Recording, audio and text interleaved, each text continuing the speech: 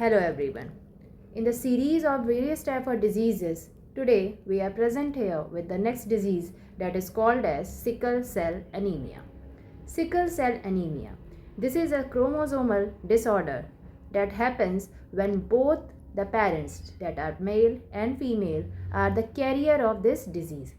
Sickle cell anaemia एक disease है जिसमें कि हमारी बॉडी के रेड ब्लड सेल्स जो कि किस शेप के होते हैं, बाइकॉनकेव शेप के होते हैं, स्फेरिकल शेप के होते हैं, इनका जो शेप हो जाता है वो चेंज हो जाता है। और वो चेंज होकर कैसा हो जाता है, जैसे एक क्रीसेंट मून होता है या जिसको सिकल शेप कहते हैं। सिकल जिसको आप लोग हिंदी में हसिया बोलते हैं, जिससे कि क्रॉप की कटिंग की जाती है। तो when the shape of the RBC changes from the spherical biconcave to the sickle cell shape, that is called as sickle cell anemia. Now why this happen? आखिर क्यों होता है ये डिजीज़? तो इस डिजीज़ के होने का कारण होता है that in our हीमोग्लोबिन में 6th position beta globin chain की 6th पोजीशन पे जहाँ पे ग्लूटामिक एसिड को अटैच होना चाहिए, at that place glutamic acid के प्लेस पे वेलाइन अटैच हो जाता है। तो जब वेलाइन अटैच हो जाता है, this leads to the low oxygen tension. Oxygen क्या हो जाता है, कम होती चली जाती है, जिसकी वजह से जो स्फेरिकल शेप होता है आरबीसी का वो चेंज हो जाता है सिकल शेप में। मतलब कि जो स्फेरिकल शेप होता है इट स्टार्ट प्रेसिंग और वो एक सिकल शेप का हो जाता है, जैसे कि क्रिसेंट मून होता है, मतलब पतला हो जाता है। Now what happen in this disease?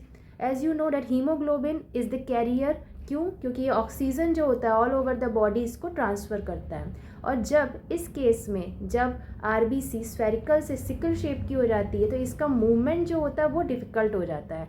As you know, कोई चीज़ राउंड है या स्फेरिकल शेप की है उसका ट्रांसफ़र होना ईजी होता है, बट अब वो क्रिसेंट शेप की हो जाएगी तो ये वॉल्स को, बाउंड्रीज़ को, सबको कट करती हुई चली जाती है।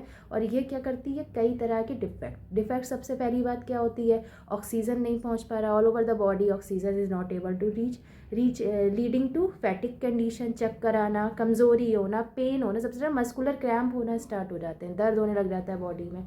जिन बच्चों को इस तरह की डिजीज़ होती है, जैसे जिनको पहले से कह सकते हैं ना कि टाइम से पहले से बच्चे मैंने यंगर स्टेज पे हैं, तो वो जो you will see that student is always dull, बहुत डल रहेगा, उसके बहुत वेरियस पार्ट्स में दर्द होता रहेगा, पेन रहेगा, सेंसेशन रहेगा। इस तरह की जो प्रॉब्लम्स होती है वो सिकल सेल एनीमिया में होती रहती है। So what is the treatment? अब इस डिज़ीज़ के कई सारे ट्रीटमेंट हैं। इफ़ ये this disease is detected before the time तो इसके कई मेडिकेशंस हो गए हैं, और अगर ये कह सकते हैं कि बाय बर्थ ही इसको अगर डिटेक्ट कर लिया जाता है तो ये और भी जल्दी ये ट्रीट हो जाती है। So this is all about sickle cell anaemia. Word से याद करिए, सिकल शेप यानी जो आरबीसी का शेप है स्फेरिकल से चेंज हो गया सिकल शेप में, हसिया क्वेश्चन मार्क की तरह हो गया है, ठीक। और कारण क्या है? कारण है the cause is the in haemoglobin, in beta globin chain of haemoglobin the 6th position glutamic acid is replaced by valine that leads to the change in the shape of the RBC. I think you have understood the topic.